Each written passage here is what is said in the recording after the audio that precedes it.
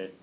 No, you're not wrong about that. Like, I'm thinking, I was talking to someone the other day, and I have no idea why, but, like, I don't know why I got into it with this person. I don't usually do this. But a friend of mine was talking to me, and we got talking about music. And he said, you were a musician, right? I said, yeah, I was a musician once before I was a teacher. And I don't know if any of you guys are musicians, but at some point you'll do this. If you do some things in music, you'll get into pissing contests with people. You know what I mean by that? Pissing contests? Yep. See who can piss farther? Yeah. So he's telling me about what his band did, and I'm telling him a little bit about, I'm just like listening in, and then I played him, we were next to a store, so I played him some stuff from my band.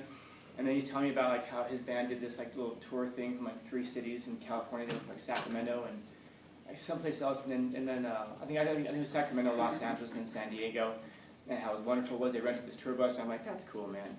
And then I said, yeah, I remember, I know what you mean, man. I remember I did an 11-city tour one time. I asked him, you ever heard of the Misfits, the band The Misfits? And he goes, yeah. I go, yeah, I toured with the Misfits. You toured with the Misfits? Oh, yeah. And then he asked me about some band that I've never heard of before, because it's a different genre. And he's like, oh, okay. So we were on tour with them. He's talking about how great it was. So we're kind of like going back and forth with this. And, and then finally at one point he kind of goes, he says, oh, do you miss it? I said, you know what, man, I got to tell you, people have asked me before what my greatest regrets are in life. And there's a list, man. I could show them to you. You too. And then one of my deepest regrets was not enjoying it enough at the time. You know, at the time, I mean, when you're living this dream that a lot of people would like die to do, and it's a band that I admired the shit out of growing up. I loved them. They're great guys, and how we got to do it was a great story. And when I was on tour, I was miserable. It was 21 days, 11 cities in 21 days, and the whole time I was like, just like in my own head, and miserable about the whole thing. And then you get off tour, and then. And same thing, you're sitting there like Scarface, like, is this it? This is what it's all about? Now, the rest of my band, they loved it, man. They were all about it. And they were like, we got to do more of this. We got to get back on the road. And I sat there at a crossroad, and I was just like, can I really see myself doing this for the rest of my life? Or trying to even. Because very few people ever do music for the rest of their lives. You'll have like 1 or 2 records, and that's pretty much it. And you got to settle your mind into that. And then as I was talking to my friend the other day, and he was asking me about this, and I was telling him that it was a regret. And I was thinking back to some of my, like, what then would have been some of my greatest memories. And there were great memories there. There were great memories on stage, man. There are great memories on stage. And that's what it is. It's like moments punctuated that you remember. And then I said to him, the strangest thing is that the greatest memory I can think of in my head, I've got 2. And one of them that ties for it is going to the market late at night with a friend of mine. We're sitting there at home, and then I said, I want cake.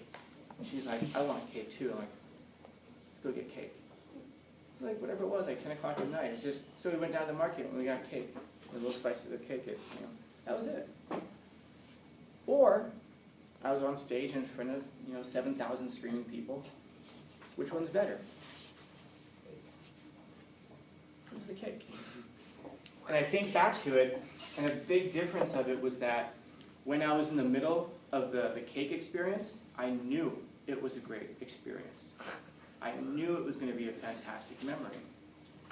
And I even looked at it and thought to myself about the person, this person may be gone from my life someday. This memory will still linger, of course.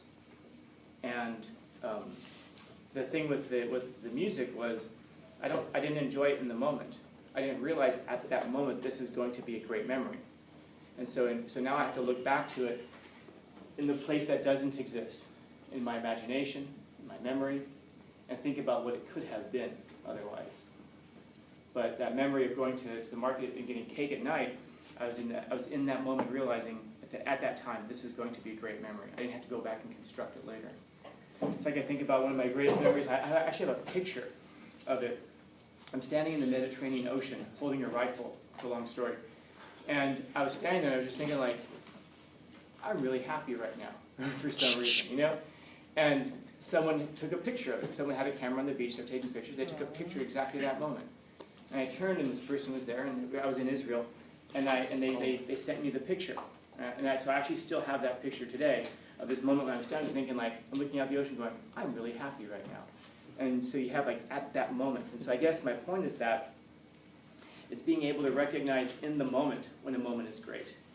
And that way you don't have to go back and reconstruct it later and realize, I should have enjoyed that more. I should have enjoyed that more.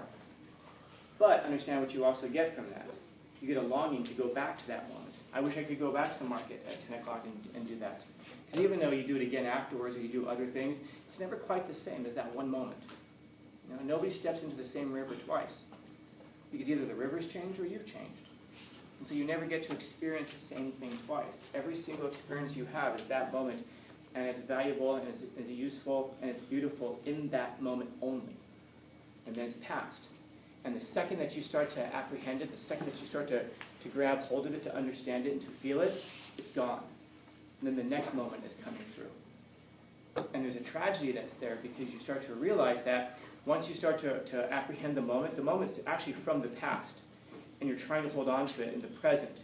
And at that time, you're also missing what's happening to you in your life right now. And so this is one of the things about analyzing every situation. If you're that person who feels like you have to analyze and understand everything around you, while you're trying to slow down time, it's still going. And so all those other experiences are passing you by as you're trying to hold on to this one moment, which is gone. You know, might as well, it ceased to be. It's no longer there. And this is the same with people. If you want to put it into a darker or broader context, the people that you try to hold on to, it's probably a memory of what that person was like, or an idealization of what that person was like, or at least it's a snapshot of what that person was like at that moment. And of course, that's you at that moment, also trying to hold on to that memory of what that person was like. And all the things I'm talking about here, I wonder if I met you at a party, and you come up and ask me, hey, what's your name, man? Oh, Scout. Nice to meet you. And you ask me, so tell me, start talking to me. And then all of a sudden I start talking to you all this stuff. If you just then go, all right, man, good talking. In other words, if you're trying to talk about the things that are important to you, things that are meaningful to you, and yet there's nobody around who can understand them. Or you're trying to explain these things, and you don't have the ability to communicate it. And that's how it is that you can always feel alone, even though you're not really alone. In other words, you can be in such a place that you're never alone, but you're alone all the time.